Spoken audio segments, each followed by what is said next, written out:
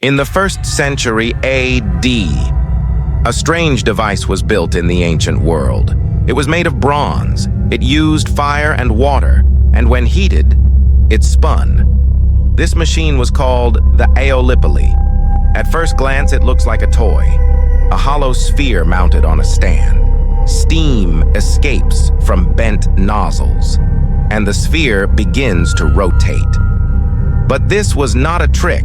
This was the world's first steam engine, nearly 2,000 years before the Industrial Revolution. Think about that. While most of Europe wouldn't see steam power until the 18th century, ancient engineers already understood the principle. Fire creates pressure. Pressure creates motion. Motion can do work. Humanity stood at the edge of a technological leap and didn't even realize it. Why? Because the knowledge that could have changed everything was lost, burned, scattered, erased, and it all leads back to one place, a place so powerful that even kings feared it: the Library of Alexandria. This is not just the story of a building. This is the story of the future humanity never got to live. The Library of Alexandria was founded around 300 BC in Egypt. Its mission was radical. Collect all human knowledge, not some of it. Not the approved version, all of it. Scrolls arrived from Greece, India, Persia, China. Ships entering the harbor were searched. Any books found were copied. The originals were kept. The copies were returned. Inside its walls worked the greatest minds of the ancient world. And what they discovered was centuries ahead of humanity. Around 270 BC, a Greek astronomer named Aristarchus of Samos proposed something shocking. The Earth was not the center of the universe. The sun was. Planets orbited the sun. The Earth rotated on its axis. This was the heliocentric model, nearly 1,800 years before Copernicus. But the idea was too disruptive. If Earth wasn't central, then neither were kings, nor gods, nor empires. So the idea faded, not because it was wrong, but because it was dangerous.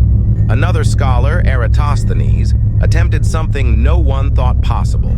He wanted to measure the size of the Earth, with no satellites, no GPS, no modern instruments, only shadows. By comparing the angle of the sun in two cities at the same time, he calculated the Earth's circumference. His answer was within 1% of the modern measurement, over 2,200 years ago. Humanity already knew the planet's size, and then forgot it. The library also housed thousands of medical scrolls, descriptions of surgical tools, treatments for wounds, early understandings of anatomy. Some texts suggest knowledge of circulation, infection, and trauma care that Europe would not rediscover until the Renaissance. When the library vanished, so did this medical progress. For centuries afterward, medicine regressed. Observation was replaced by superstition. Science was replaced by belief. People died because the answers had already existed and were lost. Most people blame Julius Caesar. In 48 BC, during a war in Alexandria, a fire broke out in the harbor. Some scrolls were destroyed, but this was not the end. The truth is far darker. The library didn't die once. It was killed in stages. As Rome expanded, independent centers of knowledge became a problem. The library wasn't loyal to Rome. It didn't answer to emperors. Knowledge is power, and power that can't be controlled is a threat. Funding declined. Support faded, not by accident, but by design. In the 3rd century AD, Emperor Aurelian fought to retake Alexandria. The city became a battlefield. The district containing the library was destroyed. This wasn't ignorance. It was collateral damage. Knowledge wasn't protected because it wasn't valued. By the late 4th century, Christianity became dominant.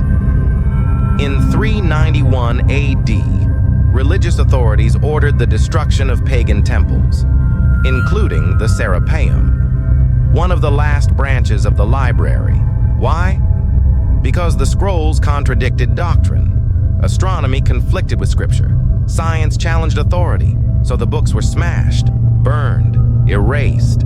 The last fragments disappeared quietly. No dramatic fire, no single villain, just neglect, decay, silence. The world didn't lose the library in one night. It lost it because knowledge itself became the enemy. When the library vanished, humanity didn't notice immediately. Progress doesn't collapse overnight. It slows, then stalls, then reverses. Europe entered what we now call the Dark Ages. Scientific method disappeared. Astronomy froze. Engineering regressed. Concepts already understood had to be rediscovered from scratch. Historians estimate that humanity was set back 500 to 1,000 years. All because we forgot what we already knew. Now ask yourself this. What is our Library of Alexandria today? Our data lives on servers. Our knowledge exists digitally, and it feels permanent. But is it? What happens if servers fail? If power grids collapse? If information is censored or rewritten? We like to believe we're immune to forgetting. History says otherwise. The Library of Alexandria wasn't destroyed because people were stupid. It was destroyed because knowledge threatened power, and that danger has never gone away.